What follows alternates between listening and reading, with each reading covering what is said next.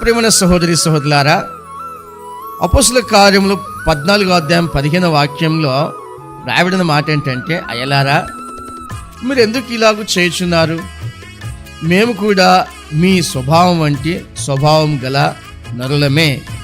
మీరు ఈ వ్యర్థమైన వాటిని విడిచిపెట్టి ఆకాశమును, భూమిని, సముద్రమును, వాటిలో ఉండు సమస్తమును సృజించిన జీవము గల దేవుని వైపు తిరగవలనని మీకు సువార్త ప్రకటించుచున్నాం. ఈ రోజున ప్రజలు దేవుణ్ణి ఆరాధించడం లేదు.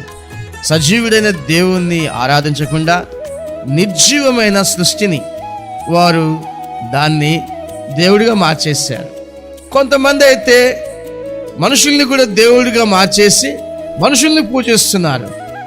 చాలా బుద్ధిహీనమైన పని చేస్తూ ఉన్నారు.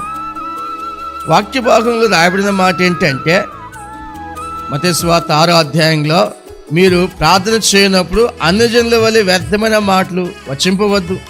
విస్తరించి మాట్లాడటం వలన తమ మనవి వినబడినని వారు తలంచుకొంటున్నారు. కొంతమంది ఏదో పనికి మాలిన ప్రార్థనలు చేస్తూ ఉంటారు. సజీవుడైన దేవుని ఎదుట సరిగ్గా ప్రార్థించాలి. వారెవరో నిర్జీవమైన వాటిని ముందు పెట్టుకొని ఇది దేవుడు అని చెప్పేసి ప్రార్థనలు చేశారు. అవి వినలేదు కాబట్టి వ్యర్థమని మాట్లాడుతుంటారు. కానీ నువ్వు మోకరించి ప్రార్థన చేసినప్పుడు నీ ప్రతి మాట దేవుడు వింటున్నాడు. ఆయన సజీవుడు.